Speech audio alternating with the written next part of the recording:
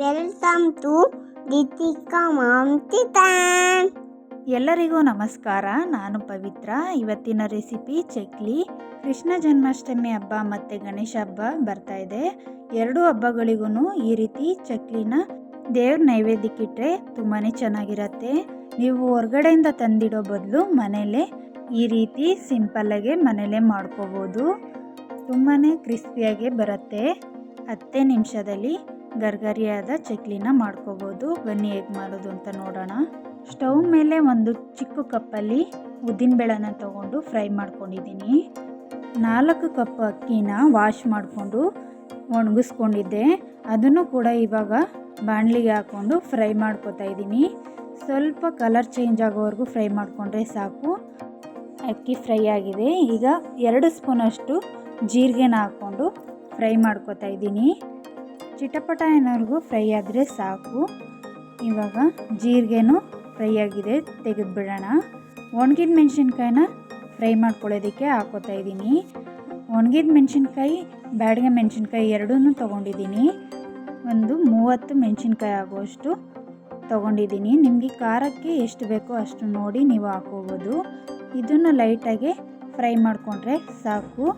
ತುಂಬ ಜಾಸ್ತಿ ಫ್ರೈ ಮಾಡೋ ಅವಶ್ಯಕತೆ ಇರಲ್ಲ. ಇವಾಗ ಮೆಣಸಿನ್ಕಾಯಿನೂ ಚೆನ್ನಾಗಿ ಫ್ರೈ ಆಗಿದೆ, ನೋಡ್ತಾ ಇರ್ಬೋದು ನೀವು. ಮೆಣಸಿನ್ಕಾಯಿನ ಪಾತ್ರೆಗೆ ಶಿಫ್ಟ್ ಮಾಡ್ಕೊತಾ ಇದ್ದೀನಿ. ಹುರ್ಗಡ್ಲೆನೂ ಕೂಡ ನಾನು 1 ಕಪ್ಪಷ್ಟು ತೊಗೊಂಡಿದ್ದೀನಿ. ಹುರ್ಗಡ್ಲೆ ಹಾಕಿದಷ್ಟು ಚಕ್ಲಿ ಸಾಫ್ಟಾಗಿ ಚೆನ್ನಾಗಿ ಬರುತ್ತೆ. ಇವಾಗ ಎಲ್ಲನ ಹಾಕ್ಕೊಂಡು ಮಿಕ್ಸ್ ಮಾಡ್ಕೊತಾ ಇದ್ದೀನಿ. ಮಿಕ್ಸ್ ಮಾಡಿದ್ದೆಲ್ಲ ಆದಮೇಲೆ ಸ್ವಲ್ಪ ಹೊತ್ತು ತಣ್ಣಗಾಗೋದಕ್ಕೆ ಬಿಡಬೇಕು. ಮಿಲ್ಲಿಗೆ ಹೋಗಿ ನಾನು ನೈಸ್ಗೆ ಪೌಡರ್ನ ಮಾಡಿಸ್ಕೊಂಡಿದ್ದೀನಿ. ಪೌಡರ್ ಮಾಡಿಸ್ಕೊಬಂದ್ಮೇಲೆ ಈ ರೀತಿ ಒಂದ್ಸಲಿ ಮಿಕ್ಸ್ ಮಾಡಿ ತಣ್ಣಗಾಗೋದಕ್ಕೆ ಬಿಡಬೇಕು. ಈ ಬಿಸಿ ಬಿಸಿ ಇದ್ದಾಗಲೇ ಚಕ್ಲಿ ಹಿಟ್ಟನ್ನ ಕಲಿಸ್ಕೊಂಡ್ರೆ ಚೆನ್ನಾಗಿ ಬರೋದಿಲ್ಲ. ಅದಕ್ಕೋಸ್ಕರ ತಣ್ಣಗಾದ್ಮೇಲೆ ಕಲಿಸ್ಕೋಬೇಕು. ನಾನು ಈ ರೀತಿ ಪೌಡರ್ನ ಮಾಡಿಸ್ಕೊಂಡಿದ್ದೀನಿ ತುಂಬ ನೈಸಲ್ಲಿ. ಇವಾಗ ತಣ್ಣಗಾಗಿದೆ. ನಾನು ಚಕ್ಲಿ ಹಿಟ್ಟನ್ನ ಕಲಿಸ್ಕೊತಾ ಇದ್ದೀನಿ. 1 ಬೌಲಷ್ಟು ಚಕ್ಲಿ ಹಿಟ್ಟನ್ನ ಹಾಕೋತಾ ಇದ್ದೀನಿ. ಒಂದು 4 ಟೇಬಲ್ ಸ್ಪೂನಷ್ಟು ಎಳ್ಳನ್ನು ಸೇರಿಸ್ಕೊತಾ ಇದ್ದೀನಿ.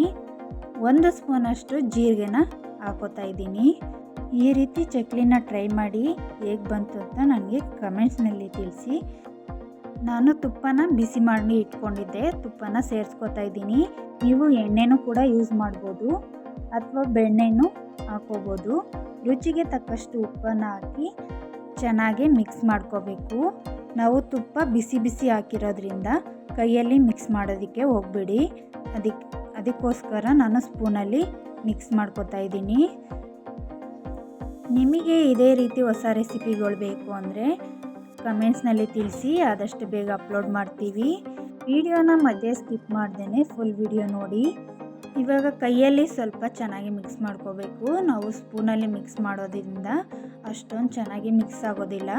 ಈ ರೀತಿ ಗಂಟಿಲ್ದಿರೋ ಥರ ನಾವು ತುಪ್ಪ ಎಲ್ಲ ಹಾಕಿರ್ತೀವಲ್ಲ ಅದೆಲ್ಲ ಸರಿಯಾಗಿ ಹಿಟ್ಟಿಗೆ ಮಿಕ್ಸ್ ಆಗಬೇಕು. ಆ ರೀತಿ ಮಿಕ್ಸ್ ಮಾಡ್ಕೊಂಡಿದ್ದಾದಮೇಲೆ ಸ್ವಲ್ಪನೇ ನೀರನ್ನು ಹಾಕ್ಕೊಂಡು ಮಿಕ್ಸ್ ಮಾಡ್ಕೋಬೇಕು. ಒಂದೇ ಸಲ ನೀರನ್ನ ಹಾಕೋಬೇಡಿ.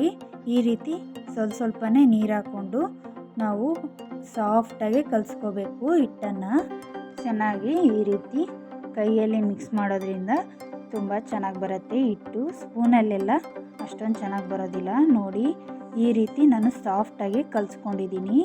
ನಮಗೆ ಹಿಟ್ಟು ರೆಡಿಯಾಗಿದೆ. ಇವಾಗ ಮುಟ್ಟಿದ್ರೆ ಇಷ್ಟು ಸಾಫ್ಟಾಗಿ ಬರಬೇಕು. ನಾನು ಉಂಡೆ ಮಾಡಿ ತೋರಿಸ್ತಾ ಇದ್ದೀನಿ ನೋಡಿ.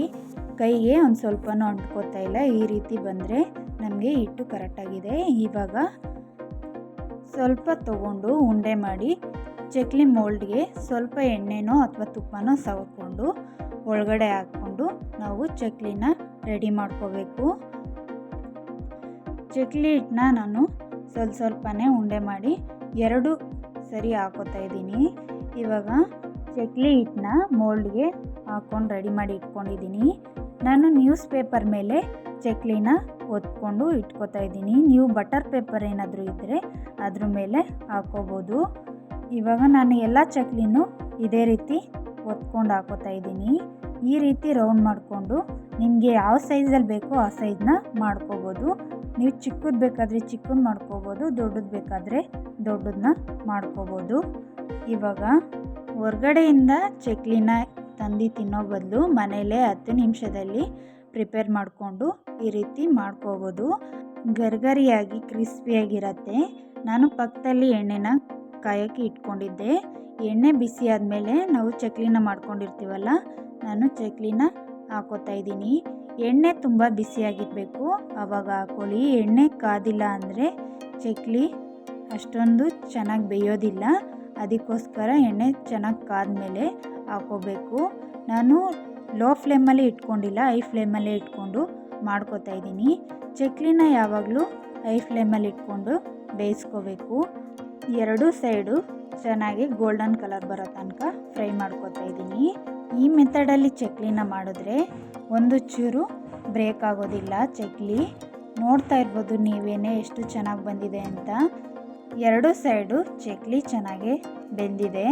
ಇವಾಗ ನಾನು ಚಕ್ಲಿನ ತೆಗಿತಾ ಇದ್ದೀನಿ. ಹಬ್ಬಗಳಿಗೆ ನೈವೇದ್ಯಕ್ಕೆ ಈ ರೀತಿ ಮನೆಯಲ್ಲೇ ಮಾಡಿಡ್ಬೋದು. ಹೊರಗಡೆಯಿಂದ ತಂದಿಡೋ ಬದಲು ಈ ರೀತಿ ಮಾಡ್ಕೊಳ್ಳಿ. ಇವಾಗ ನಾನು ಚಿಕ್ಕ ಚಕ್ಲಿಗಳ್ನು ಮಾಡ್ಕೊಂಡಿದ್ದೀನಿ.